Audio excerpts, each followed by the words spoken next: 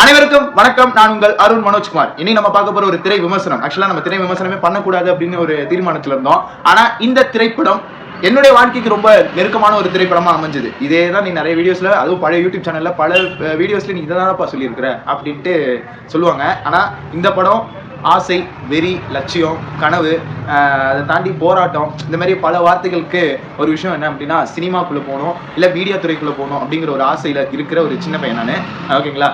எனக்கு இந்த படம் பார்க்கும்பொழுது எனக்கு நிறைய விஷயங்கள் வந்து ஃபீல் பண்ணேன், நிறைய விஷயங்களை நான் வந்து உள்வாங்கிக்கிட்டேன். அதனுடைய ஒரு வெளிப்பாடா இந்த திரைப்படத்தை விமர்சிக்கிறது அப்படிங்கிறத தாண்டி இந்த படத்துலேருந்து நான் என்னென்ன கற்றுக்கிட்டேங்கிற விஷயத்தையும் சொல்ல போகிறேன். ஆனால் இந்த படத்தில் சில மைனஸ் அண்ட் ப்ளஸ் ரெண்டையுமே இந்த படத்தில் இந்த காணொலியில் நான் தெரிவிக்க போகிறேன். ஸோ வீடியோ ஸ்கிப் பண்ணாமல் பாருங்கள், அப்போ தான் நான் என்ன சொல்ல வரேன்னு உங்களுக்கு புரிய வரும். ஓகே, இயக்குனர் இளன் அவர்களுடைய இயக்கத்தில் நடிகர் கவின் அவர்களுடைய நடிப்பில் வெளியான ஸ்டார் அப்படிங்கிற திரைப்படத்தை பற்றி பார்க்கணும். இந்த படத்தில் வந்து நிறைய நட்சத்திரங்கள், நமக்கு ரொம்ப பரிச்சயமான நட்சத்திரங்கள் நடிச்சிருக்காங்க. அதுலேயே நமக்கு ரொம்ப ஃபேவரட்டான ஒரு இயக்குனர் வெற்றிமாறன் அவர்கள் வந்து இந்த படத்தில் ஒரு ஸ்பெஷல் அப்பியரன்ஸ் கொடுத்துருக்காங்க. அண்ட் வந்து லால் அவர்கள், அதுக்கப்புறம் காதல் படத்தில் நடித்த ஒரு நடிகர், ஓகேங்களா, காதல் குமரன், காதல் மனோகர் நடிகர், அவர் எல்லாமே பல நடிகர்கள், நமக்கு ரொம்ப பரிச்சயமான நடிகர்கள் இந்த படத்தில் நடிச்சிருப்பாங்க. ஆரம்பத்தில் அந்த கவின் அவர்கள் வந்து சினிமா அப்படிங்கிற லட்சியம், சினிமாங்கிறது வந்து ஒரு பைத்தியமாக ஆக்குனதுக்கான மெயின் ரீசன் என்னன்னா, அவங்களோட அப்பா ஃபோட்டோகிராஃபராக இருப்பார். அவர் அந்த ஆசையை வந்து வளர்த்து விட்டுருவார். ஓகேங்களா, சின்ன வயசுலேயே அது வந்து வளர்த்து விட்டுருவார். யாராக இருந்தாலும் இப்போ நான்லாம் வந்து சினிமாக்குள்ளே வரணும்னு ஆசைப்பட்டது, சினிமான்னு இல்லை, ஒரு மீடியா ஃபீல்டுக்குள்ளே வரணும்னு ஆசைப்பட்டது யாருனால அப்படின்னா எங்கள் அப்பா அம்மாவால் தான். ஓகேங்களா, பட் அவங்களே வந்து இதை யூடியூப் சேனல் நடத்தாத, சினிமாங்கிறது ஒரு போலியான வாழ்க்கை, சினிமா வாழ்க்கைனால நீ என்னத்தை பெருசாக சாதிச்சிட போகிற, இல்லை நீ வந்து மீடியாவுக்குள்ளே போகிறதுனால என்ன அப்படி பெரிய ஆள் மாதிரி ஆகிட முடியுமா, அதுக்குன்னு சில தகுதிகள் இருக்குது, அதுக்குன்னு நிறைய விஷயங்கள் அவங்க வந்து ரொம்ப டிஸ்கரேஜிங்காக சொல்லுவாங்க. ஸ்டேஜில் இல்லைனா மிமிக்ரி பண்ணுறப்பெல்லாம் அதை வந்து நிறைய விஷயங்கள், நிறைய இடர்பாடுகள், நிறைய துயரங்கள், நிறைய விஷயங்கள், நிறைய ரிஜெக்ஷன்ஸை சந்திச்சிருக்கேன். நிறைய விஷயங்களை சந்திச்சாலும் இது எனக்கு வந்து ஏதோ ஒரு பலன் கொடுக்குங்கிற நம்பிக்கையில் திரும்பவும் அகைன் நான் ரீஸ்டார்ட் தான் பண்ணுறேன். ஓகேங்களா, நான் எந்த விதத்துலையும் பின்வாங்கலை. அதே படம் தான் இந்த ஸ்டார் திரைப்படம் எனக்கு வந்து சொல்லி கொடுத்துருக்கு. பின்வாங்காமல் நம்ம முன்னோக்கி தான் போகணும். அதாவது 1000 பேர் ஒன்று பிடிச்சி இழுத்தாலும் நீ அவங்கள உதச்சிட்டு இல்லை அவங்கள உதறிட்டு தான் நீ முன்னாடி போகணும், அவங்கள உதறிட்டு நீ முன்னாடி வரணும் அப்படிங்கிற ஒரு விஷயத்தை வந்து கவின் அவர்கள் ஒரு காட்சியில் இடம்பெற ஒரு டைலாக் சொல்லியிருப்பாப்புல. அது பெண்கள் அப்படிங்கிறது மட்டும் இல்லாமல் இந்த மாதிரி ஒரு கூட்டுக்குள்ளே வாழ்கிற ஒரு பறவை சுதந்திரமாக பறக்கணும். ரக்கைங்கிறது வந்து ரெக்கை முளைச்சா பறந்துருவோம், வானத்தில் தான் பறக்க போகிறோம், வானத்தில் இதுக்கு கைகள் எதுக்கு, ரெக்கைகள் தான் அப்படின்னு நம்மளுடைய சிறகுகள் அது வந்து இது பண்ணுறாங்க. ஆனால் இந்த ஜென்ரேஷன் லைஃப் எந்த மாதிரி இருக்குது அப்படின்னா ஒரு இன்கம்ப்ளீட்டான லைஃபாக இருக்குது. இந்த படமும் அதே மாதிரி இன்கம்ப்ளீட்டாக முடிஞ்சிருச்சு அப்படிங்கிற ஒரு வருத்தம் இருக்குது. கடைசியில் ஒரு ஸ்டார் ஆனாரா இல்லையா அப்படிங்கிறது எனக்கு தெரியல. ஆனால் கடைசியில் ஒரு பாசிட்டிவ் எண்டிங்கில் வந்து ஒரு இடத்துல அப்படி மாண்டேஜ் கட் போட்டு அந்த படத்தை வந்து ஏதோ முடிக்கணுங்கிற கட்டாயத்தில் முடித்த மாதிரி ஒரு ஃபீல் வந்து எனக்கு கிரியேட் ஆச்சு. ஆனால் அந்த படம் எனக்கு ஆரம்பத்தில் கொடுத்த ஒரு தாக்கம், அந்த படத்தோட முன்னோட்டம் வெளியாகும் பொழுது கொடுத்த தாக்கம் அப்படிங்கிறது வந்து தாராளமாக இருந்துச்சு. ஆனால் அதை பற்றி விவரிக்கிறதுக்கு நான் அந்த வேலை செய்கிற இடத்துல எனக்கு ஒரு டைம் ஸ்பேஸ் கிடைக்கல. இந்த மாதிரி நல்ல படைப்பை வந்து கொடுக்கணும் அப்படின்ட்டு. ஆனால் அந்த படைப்பை ஏன் முழுமையாக இல்லாமல் போச்சு அப்படிங்கிற ஒரு வருத்தம் எனக்குள்ளே இருக்குது. இல்லைனா ஒருவேளை என்ன ப்ராப்ளமாக இருக்கும், இப்போ நம்ம சினிமா அப்படிங்கிறது வந்து பார்த்திங்கன்னா அப்படியே துவண்டு போயிட்டு இருக்கு. தமிழ் சினிமாங்கிறது வந்து அப்படியே நாள் படிக்கப்படி வந்து குறைஞ்சிக்கிட்டு வருது. எல்லாம் மற்ற சினிமாவை கொண்டாடிட்டு இருக்காங்க. இதே மாதிரி தான் 2022 ஆண்டில் பார்த்திங்க அப்படின்னா கர்நாடக சினிமாவும் தெலுங்கு சினிமாவும் அப்படியே கொடி கட்டி பறந்துகிட்டு இருந்தப்போ தான் நம்ம உலகநாயகன் கமல்ஹாசன் அவர்கள் வந்து விக்ரம் திரைப்படம் கொடுத்தாரு. அப்புறம் சிலம்பரசன் அவர்கள் வந்து செக்கச்சவந்த வானம் கொடுத்தாரு. அதுக்கப்புறம் வந்து இயக்குனர் பிரதீப் ரங்கநாதன் முதல் முறையாக நடித்து வெளியான லவ் டுடே, அவரே இயக்கிய லவ் டுடே வந்துச்சு. அது மாதிரி பாக்ஸ் ஆஃபீஸ் வந்து தூக்கி நிறுத்தின சில திரைப்படங்கள் வந்துச்சு. அப்புறம் 2023 நிறைய நட்சத்திரங்கள் திரைப்படங்கள் வந்திருந்தாலும் அந்த அளவுக்கு வந்து எப்படி சொல்றதுன்னா தலைவரோட ஜெயிலரு, அஜித் அவர்களுடைய துணிவு, அப்புறம் ஒரு சில நல்ல திரைப்படங்கள் வந்துச்சு. பொன்னியின் செல்வன் இரண்டாம் பாகம் மிகுந்த ஏமாற்றத்தை கொடுத்துச்சு. அப்படி இப்படின்னு எல்லாமே. ஆனாலும் தமிழ் சினிமா ஒரு நல்ல நிலைமையில இருந்துச்சு. ஆனால் இப்போ இந்த 2024 ஃபர்ஸ்ட் ஹாஃப் வந்து முடிய போகுது. ஓகேங்களா, இந்த ஃபர்ஸ்ட் ஹாஃப் முடியும் பொழுதே பார்த்தீங்க அப்படின்னா நம்ம சினிமாவில் ஒன்றுமே இல்லை, மலையாளம் சினிமா எங்கேயோ போயிட்டு இருக்கு அப்படிங்கிற கான்செப்ட்ல வந்தோடனே இந்த திரைப்படம், இந்த ஸ்டார் அந்த திரைப்படத்துடைய முன்னோட்டத்தை பார்க்கும்பொழுது அவ்வளோ ப்ராமிசிங்காக இருந்துச்சு. படம் வேற லெவலில் ஒன்று பண்ண போகிற சம்பவம் அப்படின்னு நான் நினச்சோம், பார்த்தோம், நல்லாவும் இருந்துச்சு.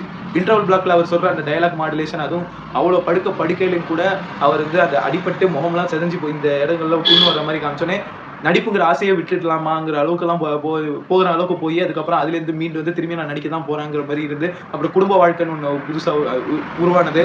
நிறைய விஷயங்கள் வந்து இந்த படத்தை நான் ஸ்டீரியோ டைப் பண்ணி எப்படி சொல்கிறது, இந்த படத்தில் இருக்கிற ஸ்பாய்லர் அலர்ட் நிறைய இருக்கும், ஸ்பாய்லர் வந்து இருக்கும். ஆனால் சில விஷயங்கள் வந்து நல்லா எக்ஸ்பிரஸ் பண்ணி காமிக்கும் பொழுது எனக்கு அவ்வளோ உள்ள வந்து அப்படியே அப்படியே நம்ம மனசுல அப்படியே தங்குனுச்சு. அண்ட் இதுல இன்னும் நிறைய விஷயங்கள் குறிப்பிட்டு சொல்லணும்னா, புதுப்பேட்டை அப்படிங்கிற திரைப்படத்துல டெலிட்டட் சாங் ஒன்று இருக்கும், ஒரு நாளில் அப்படின்னு சொல்லி நா. முத்துக்குமார் அவர்களுடைய லிரிக்ஸ்ல வாழ்க்கையோட உன்னதமான தத்துவம், ரியாலிட்டினா என்ன, அந்த வாழ்க்கையில இப்படிதான் இருக்கும், வேற வழியே இல்லைங்கிற விஷயத்த ரொம்ப உவமையோட உருவகத்தோட அப்படியெல்லாம் இல்லாம ரொம்ப கவித்துவமா சொல்லாம நம்ம மக்களுக்கு ரொம்ப புரியுற வகையில ரொம்ப எளிய வகையில எளிய முறையில வந்து அந்த லிரிக்ல கன்வே பண்ணியிருப்பாப்ல. ஆனா அந்த டைம்ல அந்த பாடல் வந்து அந்த அளவுக்கு போற்றப்படல. இப்ப அந்த பாடல் வந்து போற்றப்பட்டு சமூக வலைத்தளங்கள்ல பயங்கரமா வைரல் ஆயிட்டு இருந்துச்சு. அந்த பாடல் இந்த படத்துல யுவன் சங்கர் ராஜா அவர்களே வந்து நேரடியாக அந்த பாட்டை பயன்படுத்தியிருப்பாங்க. திங்க் மியூசிக் இந்தியா அவங்க தான் வந்து அந்த பாட்டுடைய உரிமை வாங்கியிருந்தாங்க. இந்த படத்துக்குமே think music India Sony music India அவங்க வந்து லேபிள் வச்சிருந்தாங்க. ஸோ வந்து அவங்க வந்து நான் அப்ஜெக்ஷன் சர்டிஃபிகேட் யூஸ் பண்ணி அந்த கம்போசர் அவங்க கிட்ட அந்த ரைட்ஸ் உரிமம் பெற்று இந்த படத்துல இந்த பாட்டை வந்து வெளியிட்டிருக்காங்க. அந்த பாட்டுக்கு இவங்க அமைச்சிருந்த அந்த காட்சி அமைப்பு எல்லாமே பார்த்தீங்கன்னா அவ்வளோ நேர்த்தியாக அதில் வந்து பொருந்துச்சு. அதுக்கப்புறம் அவர் நடிக்க ஸ்கூல்லாம் போகிறப்ப, அதாவது காலேஜ் முடிச்சு நடிகராக போகிறதுக்கு அவர் ஆடிஷனில் வந்து போக முடியாமல் ஆடிஷனுக்காக வெயிட் பண்ணி அது வந்து அந்த வாய்ப்பு வந்து நிராகரிக்கப்பட்டிருக்கு. அதுக்கப்புறம் அதை தொடர்ந்துமே அவர் தொடர் முயற்சி எடுத்து பாம்பேல வந்து ஒரு ஆக்டிங் ஸ்கூலில் கற்றுக்கணும் அப்படின்னு சொல்லி அதுக்காக முயற்சி பண்ணதா இருக்கட்டும், அதுக்கு அவங்க அம்மா எதிர்ப்பு தெரிவிக்கிறதா இருக்கட்டும். அதுக்கப்புறம் வந்து அது மீறியும் வந்து அவர் வந்து ஒரு கம்பெனியில் போய் இன்டர்வியூக்கு போகும்பொழுது, அந்த இன்டர்வியூவில் போகும்பொழுது அவர் வேலை கொடுக்குறவரே வந்து பாம்பேக்கு போயிட்டு வாங்க, உங்கள் ஆசையை நீங்கள் நிறைவேற்றுங்கன்னு சொல்லி என்கரேஜ் பண்ண விதமாக இருக்கட்டும். அது மாதிரி பல விஷயங்கள். அதுக்கப்புறம் போன உடனே அங்கே ஃபஸ்ட்டு ரிஜெக்ட் ஆகி அப்படி வெளில வந்து நிற்கிறாரு. அதனால அவரோட முயற்சியை விடாம நான் உன்னை ரிஜெக்ட் பண்ணிட்டேன், ஆனால் உன்னை நீ ரிஜெக்ட் பண்ணாமல் இருக்கிற, அதுதான் எனக்கு ஒன்று பிடிச்சிருக்குன்னு சொல்லி அவர் யாரை நோக்கி போனாலும் அவர்கிட்ட நல்ல பேர் வாங்கி நல்ல ஆக்டிங் லெவலில் போகி ஒரு முதல் படத்தை போய் நடிக்க போகிறோங்கிற அந்த எக்ஸைட்மெண்ட் ஃபீலிங்கில் இருக்கும் பொழுது அங்கே வந்து மிகுந்த ஏமாற்றம் அவருக்கு வாழ்க்கையில். என்னன்னா அது ஒரு சடனான ஒரு ஆக்சிடென்ட்ல அவரோட லைஃப் கரியரே மாறிடுச்சு, அவருடைய லட்சியமே மாறிடுச்சுன்னு சொல்லி துவண்டு போய் தன்னுடைய காதல் விட்டு போய் எல்லாமே வாழ்க்கையே மொத்தமாக இருக்குள்ள இருக்கும்போது ஒரு பொண்ணு வந்து அவங்க லைஃப்ல வந்து ஒளியேற்றம் செஞ்சு திரும்பியும் வந்து குடும்ப வாழ்க்கை அப்படின்னு போய் கடைசியில் வந்து அவர் சினிமா வாய்ப்பு போய் சேர்ந்து அடைஞ்சாரா இல்லையாங்கிற கதையா நம்ம நரேட்டிவா சொல்றதை அப்படியே விஷுவல்ஸ்ல காமிச்சு நம்ம முடிச்சு கடைசியில் வந்து ஒரு கன்வின்சிங்கா வந்து கொண்டு போகணுங்கிற பேர்ல கிளைமேக்ஸ்ல பயங்கரமா சொதப்பிட்டாங்களோ அப்படிங்கிற ஒரு வருத்தம் எனக்கு இருந்துச்சு. ஸ்கூல் லுக்ல சூப்பரா இருந்தாரு, காலேஜ் லுக்ல செமையா இருந்தாரு. கவின் அவர் வந்து ரொம்ப ஓவரா ஆக்ட் பண்ணாம, ஓவர் ஆக்டிங் அதெல்லாம் இல்லாம ரொம்ப சட்டிலா யதார்த்தமான ஒரு நடிப்பை தான் வெளியிட்டு இருந்தார். டேலண்ட், பியூர் டேலண்ட்ல முன்னேறினவங்களுடைய அந்த யதார்த்தமான ஒரு எப்படி சொல்றது, யதார்த்தமான ஒரு பாவனை எப்படி இருக்குமோ அது எல்லாமே வந்து கவின் அவர்கள் வந்து சிறப்பா செஞ்சிருக்காரு. அந்த படத்துல நடித்த 2 கதாநாயகிகளும் அருமையா நடிச்சிருந்தாங்க. அவங்களுக்கு கொடுக்கப்பட்ட ரோல் அவ்வளோ கச்சிதமா அவங்க அவ்வளோ நேர்த்தியான முறையில் அதை செஞ்சு முடிச்சாங்க. இதே மாதிரி படம் நல்லா ஃபுல் ஃப்ளெக்ஸில் போகும்பொழுது அதுலேயும் லால் சார் வந்து அந்த அப்பா கதாபாத்திரத்தில் நடிக்கும்போது என் அப்பாவை நல்லா இது பண்ணுற மாதிரி, எங்கள் அப்பா வந்து என் கூட வந்துக்கிட்டே இருப்பார். அழுக வருது, படிப்பு, விளையாடணும்னு நினைச்சப்ப, சினிமா வந்து ஏதோ டிவி ஆடிஷன் சொன்னப்ப, உடம்பு சரியில்லைன்னு சொன்னப்ப, எனக்கு வேலை பிடிக்கல வந்துடுறேன் அப்படின்னு சொன்னப்ப, எல்லா சூழ்நிலையிலையும் எங்க அப்பா எனக்கு கூட இருந்தாரு, இருக்கிறாரு, இன்னமும் இருக்கிறாரு. அவர் அந்த மனுஷனை நான் ஏமாற்றக்கூடாது, பெருசா சாதிக்கணும், பெருசா போய் சேரணும். நான் ஏதாவது ஒரு விஷயம் பண்ணா அதை அர்த்தமுள்ளதான் மாற்றணும். நான் இப்போ இந்த யூடியூப்ல வீடியோ பண்றேன் அப்படிங்கிறது வந்து எங்க அப்பா அம்மாவால எடுத்துக்க முடியல. ஒரு விஷயத்தை விமர்சனம் பண்றதுனால அது எத்தனை பேர் உட்காந்து கேட்டுட்டு இருப்பான்னு நீங்க நினைக்கிறேன். அவங்கவுங்களுக்குன்னு ஒரு வாழ்க்கை இருக்கும், அவங்கவுங்களுக்குன்னு ஒரு லைஃப் ஸ்டைல் இருக்கும். இதெல்லாம் யார் பாப்பாங்கிற தைரியத்துல செய்யற அவங்கவுங்களும் பெரிய பெரிய மூலதனம் போட்டு இதுக்காகவே வேற வேற துறையில இருக்கிறவங்க வந்து வேற வேற மாதிரியான விஷயங்களை செய்யறாங்க. இதெல்லாம் செஞ்ச அவங்க வாழ்க்கையில இப்படி ஒரு விஷயமே இல்லை, இது ஒரு மாயை அப்படின்னு எங்க அப்பா, எங்க மாமா, எங்க அம்மா எல்லாருமே இதை வந்து எதிர்த்து தான் சொல்றாங்க. ஆனா எனக்குள்ள என்ன இருக்கு, எனக்குள்ள என்ன விஷயம் இருக்குங்கிறத வந்து நான் ஷோகேஸ் பண்ணி உங்களுக்கு காட்டணும்னு நினைச்சேன். ஏன்னா எப்படினாலும் இது என்னை விட்டு போகுமா போவாதாங்கிறது எனக்கு தெரியல. ஆனா இப்படி ஒரு லட்சியத்தோட ஒருத்தர் இருந்திருக்காங்கிறத இந்த உலகத்துல நான் பதிவு பண்ணணும் அப்படிங்கிற ஒரு நோக்கத்தை நான் வந்து இந்த காணொலியில, இனி வரும் காணொலியில அதை நான் வந்து தினம் அதை சொல்லி உங்களுக்கு புரிய வைக்கணும் அப்படிங்கிறது தான் என்னுடைய லட்சியம். அதுக்காக தான் இந்த யூடியூப் சேனல் இந்த அருண் மனோஜ்குமார் அப்படிங்கிற ஒரு நபர் ஒரு ஹேண்டில் அருண் மனோஜ்குமார் 2 அப்படின்னு ஒரு ஹேண்டில் வச்சிருந்த யூடியூப் சேனலோட எல்லா பதிவுகளையும் டெலிட் செஞ்சுட்டேன். இப்போ இந்த back on official to change the decision or the agreement அப்படிங்கிற அந்த டேக்லைன் மீனிங்கோட பழையன கழிதலும் புதியன புகுதலும் அப்படிங்கிற அந்த நம்ம காலகாலமா தமிழ் பண்பாட்டில் இருக்கிற போகி பண்டிகைக்குன்னு சொல்லக்கூடிய ஒரு உரித்தான அந்த வாசகத்தோட இந்த யூடியூப் சேனல்ல என்னுடைய பதிவுகள் எல்லாமே நான் பண்ணிட்டு இருக்கேன். என் கனவை நோக்கி நான் ஓடிட்டு இருக்கேன். என் கனவுல நோக்கி போகும்பொழுது என்னோட துணையா இருக்கக்கூடிய நல்ல ஆதரவான மனிதர்களாகிய நீங்க உங்களோட பொண்ணான ஆதரவை வந்து என்னுடைய சேனலுக்கு நீங்க உங்களுடைய அளிக்கணும். அதுக்கான உங்களோட பொண்ணான ஆதரவுல இருந்து எனக்கு நீங்க தரணுங்கிற ஒரு ஆசையோட ஒரு இதை வந்து எப்படி சொல்றதுன்னா ஒரு கோரிக்கையை தாண்டின எந்த விஷயம் என்னன்னா எனக்கான ஒரு அங்கீகாரத்தை நீங்க கொடுப்பீங்கிற ஒரு நம்பிக்கையோட நான் வந்து திரும்பியும் நான் வந்து இந்த யூடியூப் சேனல் அந்த யூடியூப் இதுல நான் இருக்கிறேன். கரியர் அப்படிங்கிற ஒரு விஷயம் வந்து எனக்குன்னு ஒரு ஜாபை நான் வந்து இன்னும் எனக்குன்னு எது கரெக்டாக இருக்கும், எனக்காக எது கரெக்டாக இருக்கும், நான் எதில் கரெக்டாக ஃபிட் ஆகுங்கிற ஜாப் அது வந்து நான் இன்னும் தேடிட்டு தான் இருக்கேன். இன்னமும் நான் அதுக்கான முயற்சிகள் இருக்கிறேன். அதுக்காண்டி நான் இப்போ முன்னாடி வேலை செஞ்சுட்டு இருக்க கம்பெனி வந்து அரகுறப்பட்ட கம்பெனி கிடையாது. ஆனால் அந்த இடத்துல எனக்கு என்னமோ வேலை இல்லை, அதுக்கு நான் ஃபிட்டான ஒரு ஆளாக நான் இல்லை அப்படிங்கிற ஒரு வருத்தம் எனக்குள்ளே இருக்குது. ஏன்னா அதுக்கு சில பண்புகள் இருக்குது. அந்த பண்புகள் என்கிட்ட இருக்கா என்னன்னு தெரியல. ஆனால் நாளடைவில் எனக்கு ஒரு சில சந்தர்ப்பங்கள் கொடுத்துருந்தா நான் அதை மேம்படுத்தியிருப்பேன். ஆனால் அதுக்கான சந்தர்ப்பமும் அந்த நான் வேலை செய்கிற இடத்துல அது அமையாமல் போயிடுச்சு. அது நம்மளோட துரதிருஷ்டம் தான். அங்கே இருக்கும் பொழுதும் துரதிருஷ்டம் தான். அதை விட்டு விலகி நிற்கணும்னு நினைச்சாலும் அதுவுமே ஒரு துரதிருஷ்டம் தான். அந்த விலகி நின்னதுக்கு அப்புறமும் வாழ்க்கையில் ஒரு துரதிருஷ்டம் தான். ஆனால் துரதிருஷ்டங்கிறது வந்து நாமளா தேடி போனதா இருக்கக்கூடாது. வாழ்க்கையில சந்தர்ப்ப சூழ்நிலை அப்படி அமைஞ்சு நம்ம துரதிருஷ்டமா போனோம். அப்ப இருந்தாலும் அந்த துரதிருஷ்டம் வந்து நாளடைவுல ஒரு பாடமா அமைஞ்சு நாளைக்கு அது ஒரு பாலமா நமக்கு வரும் அப்படிங்கிற ஒரு விஷயம் வந்து நான் கத்துக்கிட்டேன். இந்த ஸ்டார் திரைப்படத்தை பார்க்கும்பொழுது எனக்கு அந்த ஃபீல் தான் வந்துச்சு.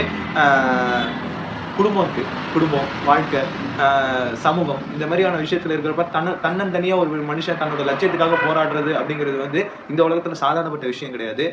பல பேருடைய சப்போர்ட் ஏதோ ஒரு வகையில யாரோ ஒருத்தங்க நமக்கு கண்ணுக்கே தெரியாதவங்க நம்மளை சப்போர்ட் பண்ற அந்த இது வந்து நம்ம மனசார ஏத்துக்கணும். அதே மாதிரி கண்ணுக்கே தெரியாத யாரோ ஒரு நபர் நம்ம மேல வந்து நம்ம மேல ஒரு பொய்யான விமர்சனம் சொல்றாங்க, இல்ல ஒரு நம்மளை காயப்படுத்துற விதத்துல ஒரு விமர்சனம் சொல்றாங்க அப்படின்னா அதை நம்ம ஏத்துக்கணும். ஓகேங்களா? அதாவது நிறை குறை இது ரெண்டுத்துக்கான ஒரு வித்தியாசம் என்ன அப்படின்னா, ரெண்டுமே வந்து நம்மளை ஏமாத்தக்கூடியது தான். நம்மளை வந்து பக்குவப்படுத்தக்கூடியது தான். ரெண்டுமே நிறையா இருந்தாலும் சரி, குறையா இருந்தாலும் சரி, நம்மளை பக்குவப்படுத்தக்கூடியது தான். அதுல நிறை அப்படிங்கிறது பாத்தீங்க அப்படின்னா, நீ என்ன செய்யணும், நீ என்ன செஞ்சிட்டு இருக்க, நீ என்ன இதுல நீ எப்படியெல்லாம் அதை செய்யணுங்கிறத உணர்த்துறது நிறை. நீ என்னெல்லாம் செய்யக்கூடாது, நீ ஏன் இப்படி செஞ்ச, நீ எதனால இப்படி செஞ்ச அப்படின்னு உன்னை சுட்டி காட்டுறது குறை. இது ரெண்டையும் நீங்க சரியா புரிஞ்சுக்கிட்டீங்க, அது எல்லாமே உங்களுக்கு லைஃப்ல ஒரு லெசன் அப்படின்னு நீங்க புரிஞ்சு உங்களுக்கான பாதை என்னவோ அதை நோக்கி நீங்க பிரயாணிச்சீங்க அப்படின்னா உங்களுக்கு என்ன வரும், நீங்க வந்து ரிசல்ட்டை எதிர்பார்க்கவே கூடாது நண்பா. நமக்கு என்ன வரும், நம்மளோட பொட்டன்ஷியல் என்ன இருக்கு அப்படிங்கிறது வந்து நாம ஃபுல்லா ஃபிளெக்ஸ்டா தெரிஞ்சுக்கிட்டோம் அப்படின்னாலே நம்ம ஆட்டோமேட்டிக்கா வந்து நம்மளை அழைச்சிட்டு போயிடும். அது நம்மளை அழைச்சிட்டே போயிடும். நம்மளை அழைச்சிட்டு போய் அது நமக்கான இடத்துல வந்து சிம்ம சொப்பனமா உட்கார வைக்கும். ஆனால் அதுலயும் நான் வந்து இந்த இடத்துல ஒரு ஆனால் சொல்லி ஒரு கம்மாவோட ஒரு விஷயம் சொல்றேன். நமக்கு நெருக்கமான விஷயங்கள் நம்மளை விட்டு போயிடும். நீ எதை நோக்கி போறியோ அந்த நோக்கி போற அந்த அடையும் பொழுது நீ எதெல்லாம் ஆசைப்பட்ட, நீ எதை பார்த்தனா பிரமிச்சு போனியோ அது எல்லாமே உனக்கு மாதிரியா கசந்துரும். நீ எது மேல ஆசைப்பட்டியோ அது ஒன்று விட்டு போகும். நீ எது மேல யார் மேல உண்மையா அன்பு வச்சு, பாசம் வச்சு, நேசம் வச்சு, அது வச்சு இது வச்சுன்னு எல்லாம் பண்ணிருக்கல, அது எப்படி இருந்தாலும் ஒன்று விட்டு போகும். அது அந்த இழப்பு இருக்கும். நீ யாரை பார்த்து இன்ஸ்பயர் ஆகி நீ வந்து முன்னாடி போறியோ அந்த இன்ஸ்பிரேஷன் யாரை ஒருத்தரை நீ பார்த்து இன்ஸ்பயர் ஆகுற அப்படின்னா நாளைக்கு அவங்க உன்னுடைய காம்படிட்டர் ஆவாங்க. உன் லட்சியத்தை நோக்கி நீ போய் அந்த இலக்கு கிட்ட நீ நிற்கும் பொழுது அவங்க கண்ணுக்கு இன்ஸ்பிரேஷனா தெரிய மாட்டாங்க. உன் கண்ணுக்கு அவங்க ஒரு காம்படிட்டரா தான் தெரிவாங்க. ஓகேங்களா?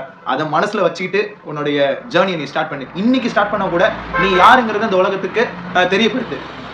ஆனா அதுக்காக உன்னை நீ இழந்துடாத. உன் செல்ஃப் கான்பிடன்ஸ் இழந்துடாத. உனக்கான பாதை, உனக்கான வழி இந்த உலகத்துல இருக்கு. இந்த உலகம் ரொம்ப பெருசு. நம்ம சின்ன கூட்டுக்குள்ள இருக்கிறோம். இந்த சின்ன இதுல வந்து இருந்தோம்னே நம்ம வாழ்க்கை மொத்தமா முடங்கிடுச்சுன்னு நினைச்சு வருத்தப்படாத. ஏதோ ஒரு வகையில ஒரு சின்ன ஒளி உன் மேல பட்டா கூட அந்த ஒளியில கூட உன் முகம் அப்படி மிளிரும். அந்த ஒரு மிளிரும் பொழுது அதோடைய புத்துணர்ச்சியோட நீ வந்து உன்னோட இலக்கை நோக்கி நீ ஒன்ன அழைச்சிட்டு போங்கிறத நீ ஆசைப்பட்டில்ல. நீ எதை தேடல், உன்னுடைய ஆசை ரெண்டுமே ஒருங்கிணைஞ்சு செயல்படும் பொழுது அது உன்னை புஷ் பண்ணி நீ அந்த இடத்துக்கு போ அப்படின்னு உன்னை தள்ளும். எது உன்னை இழுக்குதோ ஐ மீன் எப்படி சொல்றது, நீ அதை பண்ணாதன்னு சொல்லி யாரெல்லாம் உன்னை இழுத்தாங்களோ அவங்களே மனசார சொல்லுவாங்க நீ அதை நோக்கி போ, அது உன் வாழ்க்கையை உனக்கு கொடுக்க போகுது, நீ அதை விட்டுறாத அப்படின்னு ஒரு நாள் உங்களை பார்த்து சொல்ல வேண்டிய காலம் வரும். ரொம்ப சீக்கிரத்திலே வரும். அன்னைக்கு நாம வாழ்ந்ததுக்கு ஒரு அர்த்தமும் இருக்கும். நம்ம எதுக்காக வாழ்றோம், யாருக்காக வாழ்றோமோ அவங்களுக்கு நாம ஒரு நாயகனா தெரியும் அப்படிங்கிற ஒரு விஷயத்த சொல்லிட்டு இதை நான் வீடியோ முடிச்சுக்கிறேன். என்னோட சேனல் சப்ஸ்கிரைப் பண்ணாதவங்க சப்ஸ்கிரைப் பண்ணிடுங்க. பக்கத்தில் இருக்கிற பெல் பட்டனை கிளிக் பண்ணிடுங்க. அண்ட் நம்ம back on official YouTube channel அதோடைய ஃபேஸ்புக் மற்றும் இன்ஸ்டாகிராம் பேஜ் ரெண்டையுமே நீங்க ஃபாலோ பண்ணிப்பீங்க அப்படின்னு நான் சொல்லி நம்பிக்கையோட நான் இந்த வீடியோ முடிச்சுக்கிறேன். நன்றி, வணக்கம்.